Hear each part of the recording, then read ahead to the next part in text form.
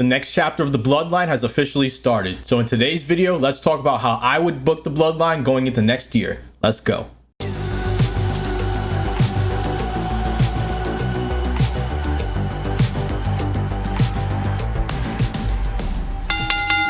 Yo, what's going on, guys? It's JLD and we're back at it again with another video for you guys today. So WrestleMania is over now, but the excitement for next year's WrestleMania is already here with their newest announcement that is going to be held in Las Vegas next year for WrestleMania 41. But that gives us so much time to build up storylines and certain WWE superstars that Triple H wants to push this year. And one of those storylines happens to be a new Bloodline. So now that Roman Reigns has lost the Universal Championship to Cody Rhodes, Roman Reigns is taking some time off for a while and he's not going to be on TV for a bit. And there's rumors right now that he will be returning at SummerSlam or around SummerSlam, maybe the Smackdown before. However, Triple H wasted no time continuing the Bloodline story, where the Smackdown after WrestleMania, Solo Sikoa officially kicked out Jimmy Uso by debuting Tama Tonga into his new Bloodline group. And Tama Tonga don't waste no time. He wasted no time kicking ass and raising hell on everybody, especially Randy Orton and Kevin Owens, with Kevin Owens being bloody to a pulp during a car accident. And this alone started up a match for Backlash where Kevin Owens and Randy Orton faced Solo Sikoa and Tama Tonga. And we all thought Jacob Fatu was going to help out the new Bloodline, but WWE threw us a curveball and Tonga Loa was the one that interfered, who is Tama Tonga's brother. Now keep in mind, just want to let you guys know, at the time of this recording, this is before the Friday Night Smackdown after Backlash, so I have not seen anything of what Tonga Loa is doing. I have not seen him shoot a promo or wrestle or anything on Smackdown. This is right after Backlash. And after their match at Backlash, we had a little teaser with Jey Uso being backstage, and all of a sudden you see Solo and Tama Tonga and Tonga Loa just walking past Jey Uso, with Paul Heyman looking worried as ever. Obviously, the big rumor in the room is that the new Bloodline is going to face the OG Bloodline down the line in the future. However, with Roman Reigns' schedule right now, it doesn't seem like that's happening anytime soon. So now here's how I would continue the Bloodline story after Backlash. King and Queen of the Ring and Clash of the Castle are coming up soon. I feel like they could do filler matches with the Bloodline and people throughout Smackdown to try and take them down. But we could see very soon Jimmy and Jey Uso reuniting in some way and trying to take down the Bloodline themselves, the two of them. And I could see this happening at Money in the Bank. Now, obviously, if Jey Uso ends up in the Money in the Bank ladder match, this would obviously not happen. But in my storyline, this would be happening at Money in the Bank, which makes sense because this is when Bloodline Civil War 1 happened last year. But I could see a tag team match between Jimmy and Jey Uso versus either Solo and Tama or Tama Tonga and Tonga Loa in a tag team match. And all of a sudden, guess who interferes?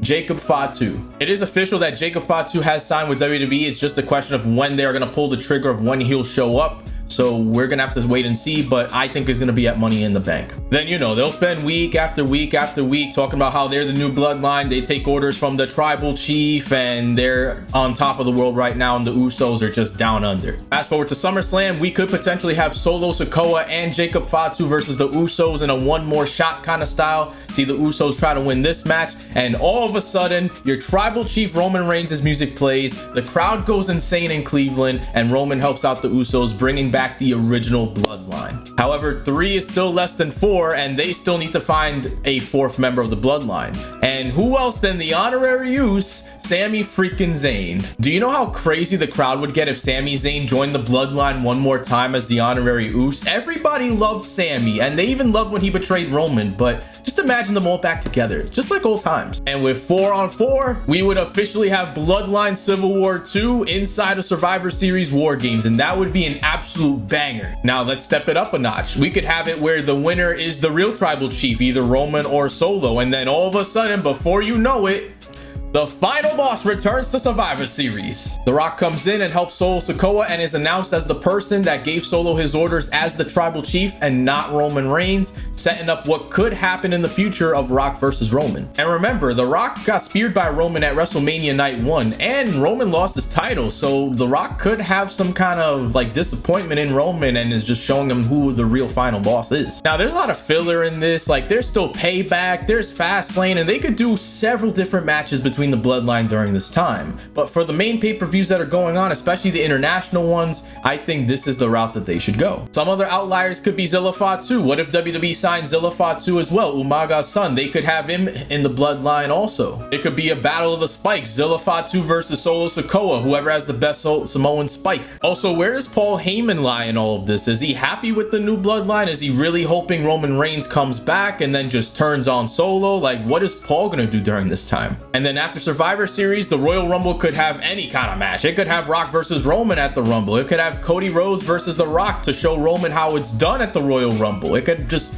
go straight to WrestleMania if they wanted to, of Rock versus Roman. We don't know yet, but I haven't thought that far into it. But if I had to draft this whole bloodline thing, this is how I'd do it. I don't know. What do you guys think about it? Let me know down in the comments. I'm sure there's a lot of holes in this story, so feel free to close them up or just let me know what I'm missing and I could add to it. But one thing's for sure, I am looking forward to seeing what Triple H cooks up in WWE post WrestleMania 40. And if you made it to the end of the video, guys, I appreciate you as always. If you haven't done so already, make sure you subscribe to the channel, turn on notifications. That way you get some of the best wrestling content out there. And if you enjoyed this video, make sure you give it a thumbs up. You already all know I acknowledge my tribal chief Roman Reigns, but I will see you guys on the next video. Peace out.